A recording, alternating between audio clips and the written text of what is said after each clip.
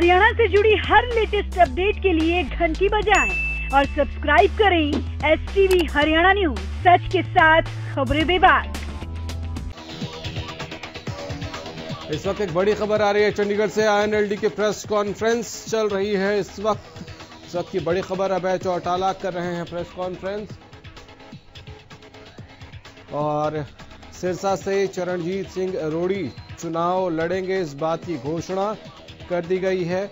इनेलो ने अपने प्रत्याशियों के नामों का ऐलान किया है। इस वक्त की बड़ी खबर चंडीगढ़ से। INLD की प्रेस कॉन्फ्रेंस, अभय चौटाला इस प्रेस कॉन्फ्रेंस में नाम गिना रहे हैं प्रत्याशियों के जो लोकसभा चुनाव लड़ेंगे। सिरसा से चरणजीत सिंह अरोड़ी को दोबारा जो है टिकट मिल रही है। चरणजीत सिंह अरोड़ी मौजूदा सांसद हैं और उनको फिर से वहां से INLD ने अपना कैंडिडेट, अपना उम्मीदवार बनाया है। इस वक्त की बड़ी खबर।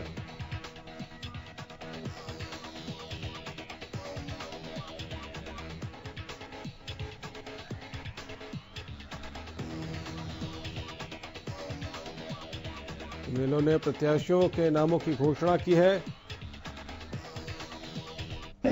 कम भाव दे करके लूटने की कोशिश करी उस वक्त में, और उसके साथ साथ पूरे प्रदेश भर के अंदर जाट आरक्षण आंदोलन जब चल रहा था तो बड़ी सक्रिय भूमिका निभाने वाले हमारी पार्टी के पुराने साथी हैं सुरेश कोथ गांव है उनका,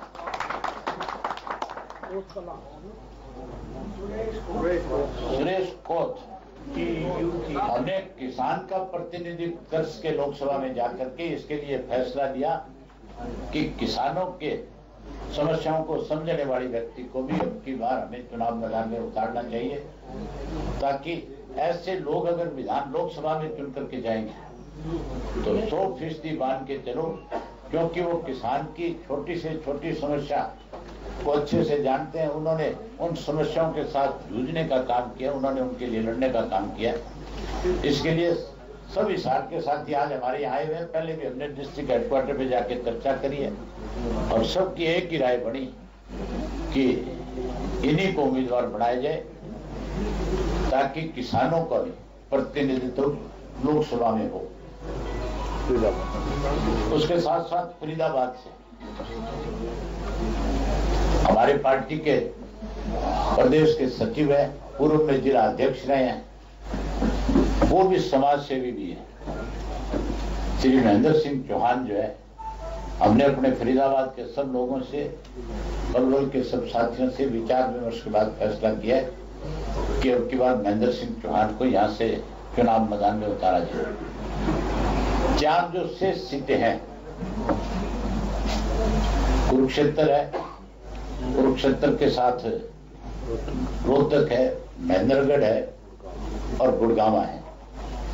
इन 4 सीटों के ऊपर अब एक बार फिर परसों चौटाला साहब से मिलेंगे और मिलकर के उनसे फिर दोबारा चर्चा करनी चाहिए और दोबारा चर्चा करके अशोक अरोड़ा जी, रामपाल माजरा जी की जिम्मेवारी लगाएंगे कि दोनों जाकर के उनसे मिलेंगे और ये उनसे दोबारा विचार विमर्श करके परसों के दिन उन 4 सीटों की घोषणा भी एक साथ करने का काम करेंगे।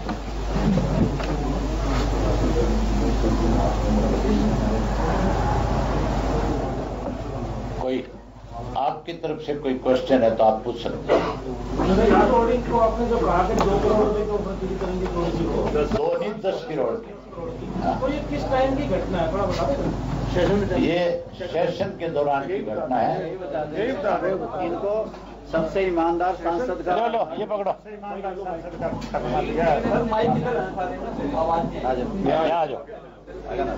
यहाँ आ जाओ भाई तू। अरे अब तो तुम्हारा तो सिरमौर है। बहुत ही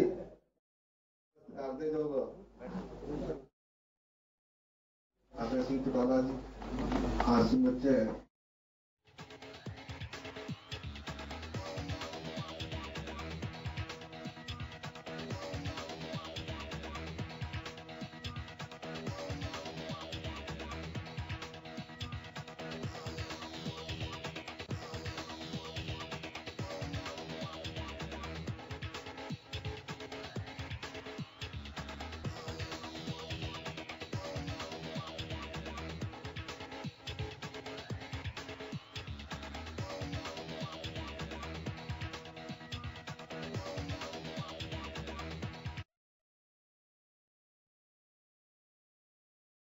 कोई आदमी आके मीटिंग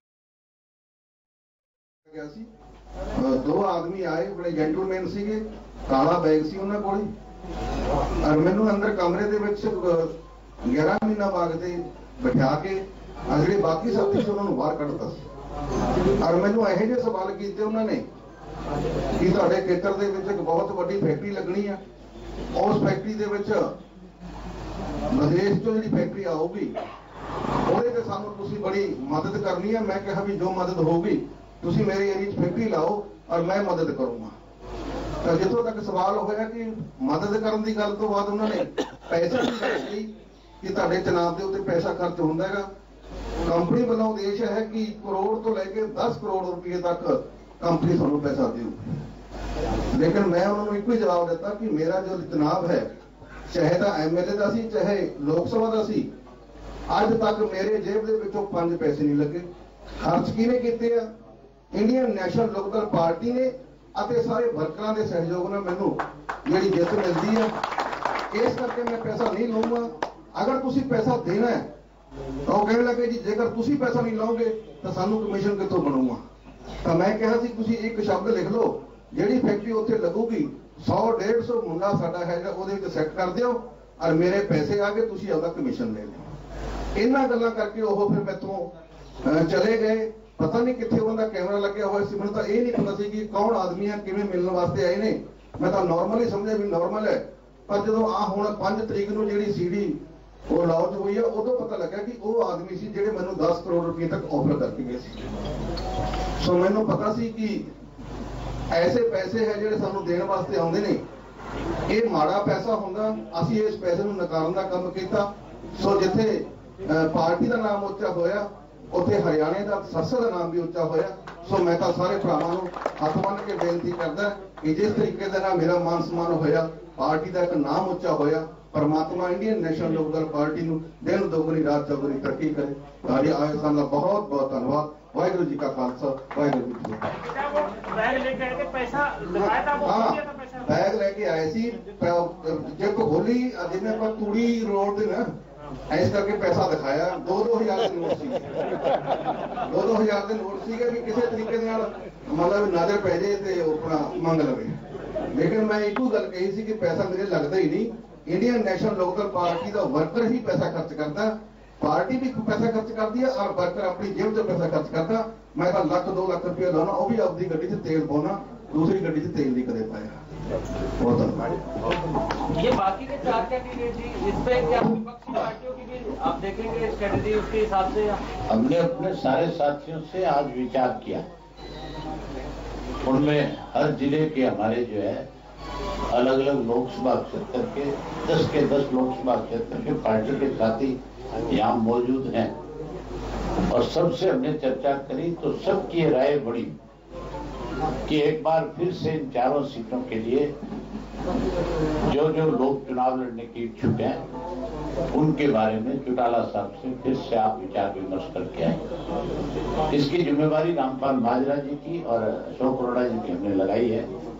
ये दोनों जाएंगे, कल उनसे मिलेंगे, परसों हम अपने 4 उम्मीदवारों की घोषणा भी कर देंगे।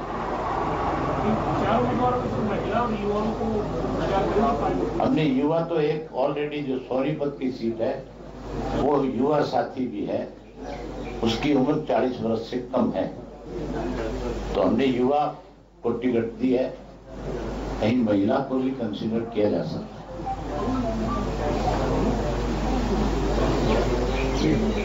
देखिए जब सीन क्या नजर आ रहा है हरियाणा की पॉलिटिक्स में, जैसे बीजेपी के 10 कैंडिडेट आगे है, लेकिन वो 6 के बाद स्टॉप पे 4 कैंडिडेट आज तक नहीं आ पाए।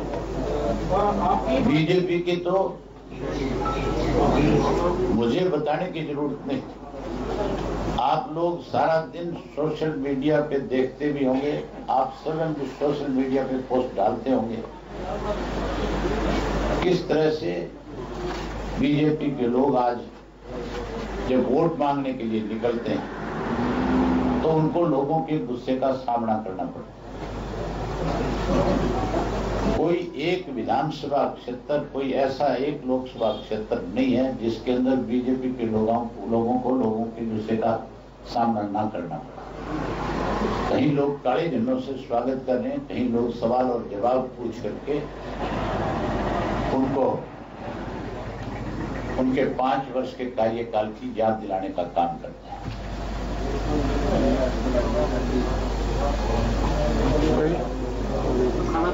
आप सब के लिए भोजन तैयार है, आप आमंत्रित हैं, आप भोजन करके जाएंगे। आप आए, आप सबका बहुत आभार, बहुत धन्यवाद। एक सवाल का यह है कि जेजेपी और आम आदमी पार्टी का गठबंधन होने के बाद कांग्रेस के साथ आम आदमी पार्टी की बातचीत चल रही है, तो क्या सिचुएशन आने वाली है?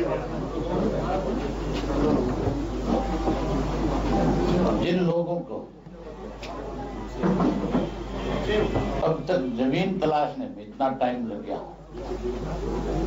उनकी हालत कैसी होगी ये मुझे बताने की जरूरत नहीं। इसका फैसला प्रदेश की जनता 12 तारीख को जो वोट डालेगी तो 100% कर देगी। और जहां तक कोई समझौते का मामला है, ये जो समझौता है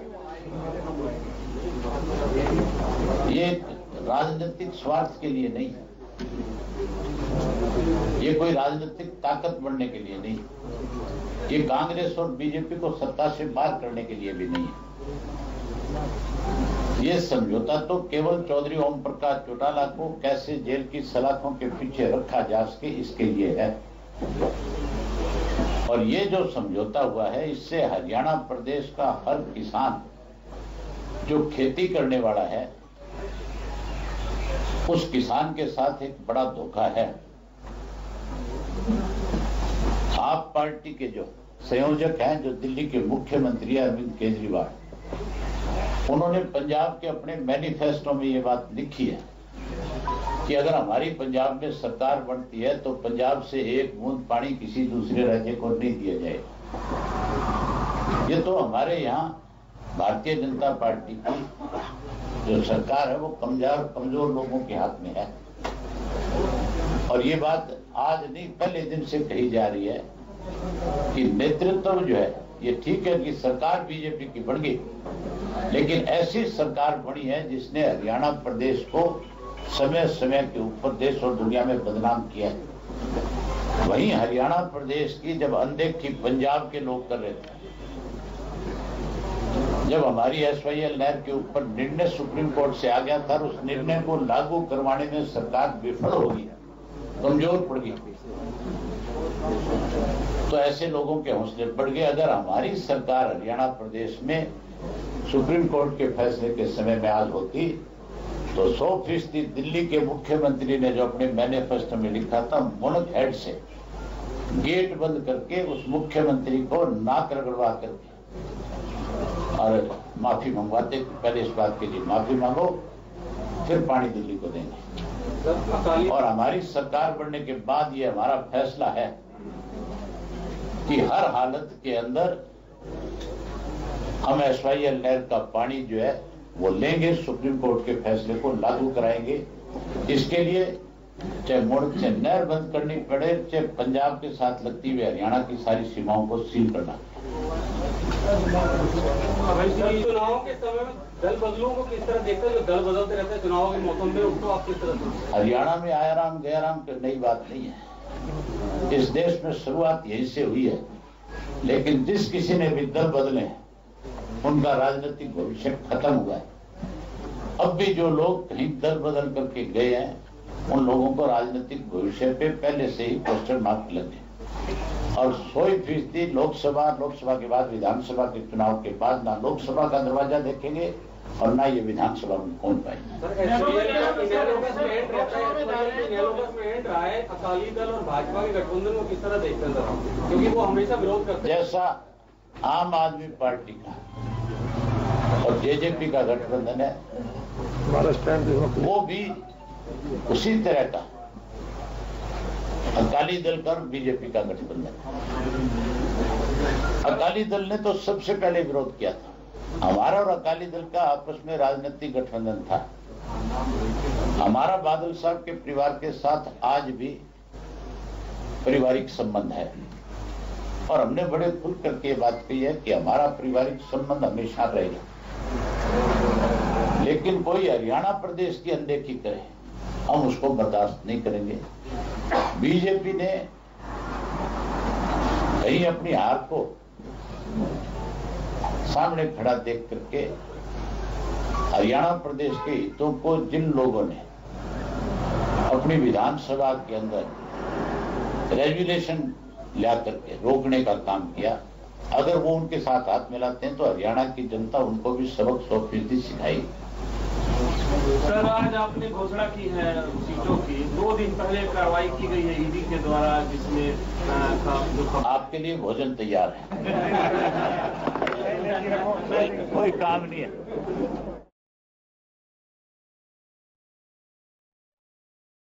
आपने जैसे ही पत्रकार ने सवाल पूछ लिया कि सर ईडी की कार्रवाई पर क्या कहेंगे, कह गया आपके लिए भोजन तैयार है, कोई काम नहीं है। तो ये स्थिति है कि जब सवाल पूछे जाते हैं तो सवालों से भागने तक की नौबत आ जाती है। ऐसे में आप चुनाव कैसे लड़ेंगे, ये उससे भी बड़ा और ज्यादा महत्वपूर्ण सवाल बन जाता है।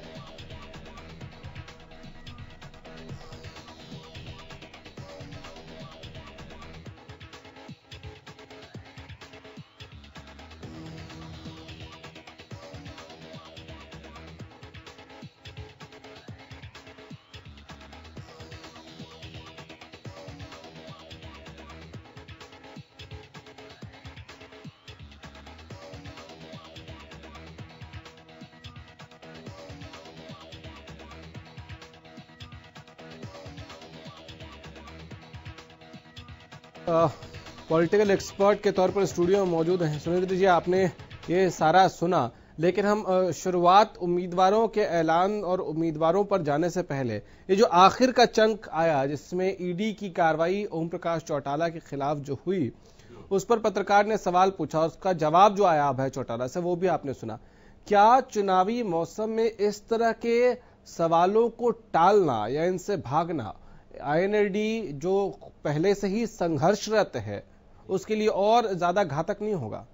नहीं, देखिए, अब ये तो मतलब कंटिन्यूटी की बात हो गई है और हर पार्टी यही करती है कि जो भी प्रश्न उनके लिए अनकंफर्टेबल होता है तो वो उसको अवॉइड करते हैं, चाहे वो पार्लियामेंट में जवाब देना हो, चाहे प्रेस कॉन्फ्रेंस में जवाब देना हो, चाहे कहीं भी जवाब देना हो।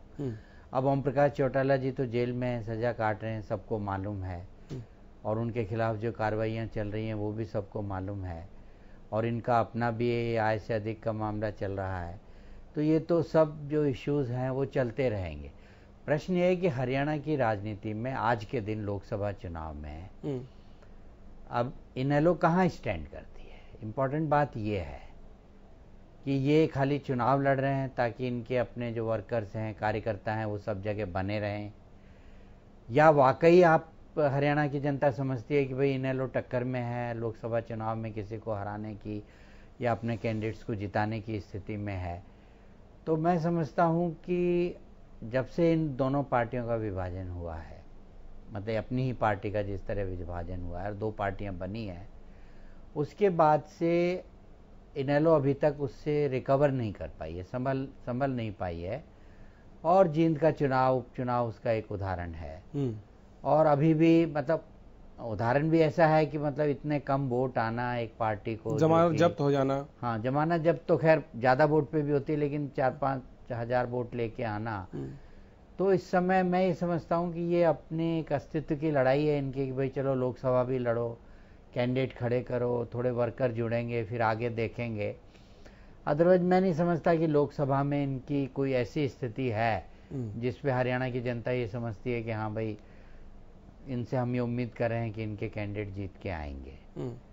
तो इसीलिए उसी कॉन्टेक्स्ट में ये है कि भाई अभी भी 4 सीटें और पूछेंगे, पूछ के बताएंगे, डिक्लेयर करेंगे। किसी को इतना इंतजार भी नहीं है कि भाई इनेलो से किसके उम्मीदवार आने हैं नहीं आने हैं, क्योंकि मैं समझता हूं कि ये त्रिकोणीय मुकाबला जो मुख्य रूप से होना है वो कांग्रेस में, भाजपा में और जजपा के आपसे जो गठबंधन है उसमें होना है।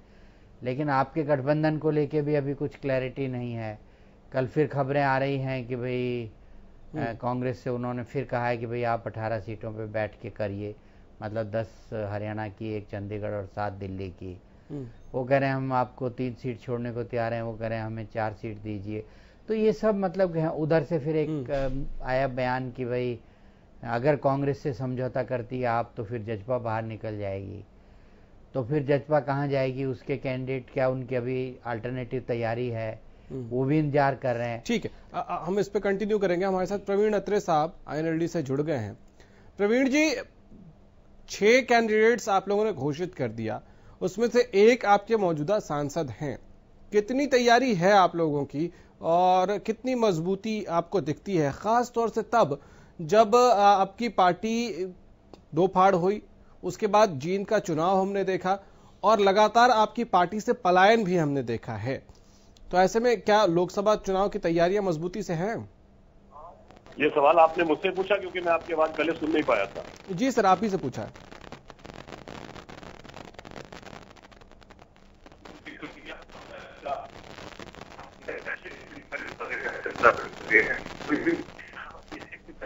आपकी आवाज हम स्पष्ट नहीं सुन पा रहे प्रवीण जी, आपको दोबारा हम कांटेक्ट करने की कोशिश करेंगे, आपकी आवाज स्पष्ट नहीं आ रही।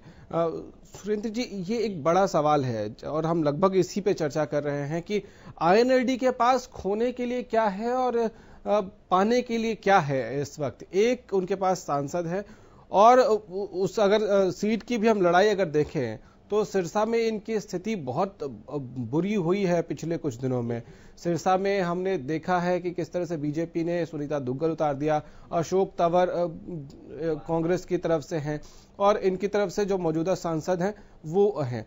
तो क्या ये बीजेपी को मजबूत करने वाली स्थिति और कर रहे हैं? बीजेपी के अगेंस्ट वाले जो वोट हैं वो 3 हिस्सों में 4 हिस्सों में अगर बटेंगे तो?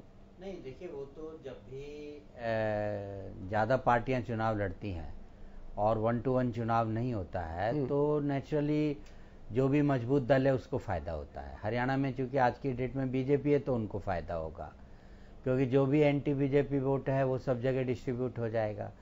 अभी तो सैनी जी की पार्टी जो बसपा से किया उनका भी कैंडिडेट आना है, उनके दो तो अगर 5-5 कैंडिडेट एक सीट से चुनाव लड़ेंगे तो निश्चित रूप से इसका भाजपा को फायदा मिलेगा। और इसीलिए सब जगह ये लोग कोशिश कर रहे थे भाई गठबंधन बने, तो हरियाणा में तो कोई गठबंधन इसमें कामयाब रहा नहीं, कोई गठबंधन बना नहीं। तो यहाँ तो सभी के अपने अपने चेहरे हैं, अपने अपने कैंडिडेट हैं। ठीक है, नरेश जी कांग्रेस से हमारे साथ इस वक्त जुड़ गए हैं। नरेश जी, INLD ने 6 सीटों पर उम्मीदवारों की घोषणा कर दी है।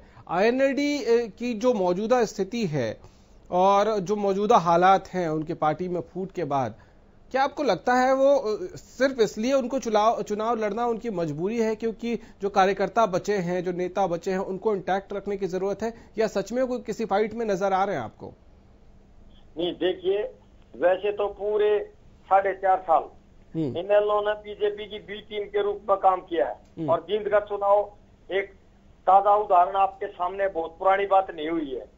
और इनेलो और जेजेपी जब से इनका विभाजन हुआ है ये लुप्त होने के कगार पर है और इनकी मजबूरी ये है कि हम थोड़ा नाम रहे हमारा और ये बीजेपी के लिए ही काम करेंगे। अंदर खाते माननीय साथी कह रहे थे मेरे कि कोई गठबंधन हरियाणा में होया नहीं, गठबंधन कई तो हो रहे हैं, जैसे बहुजन समाज पार्टी का इनसे टूटा और सैनी साहब से हो गया, और जो गठबंधन दिखाई नहीं दे रहे धरातल पर वो अंदर खाते हो रहे हैं और एक दूसरे के लिए काम कर रहे हैं। ये बीजेपी और इनेलो और जेजेपी का अपना कोई वजूद नहीं रहा है, ये लुप्त होने के कगार पर है, लेकिन ये दूसरों से अंदर खाते मिले हुए हैं और ये अपनी सीट निकालने के लिए किसी भी हद तक कोई भी अंदर खाते जनता को भ्रमित करने के लिए गुप्त समझौते करेंगे। ये गुप्त समझौते हो चुके हैं इनके।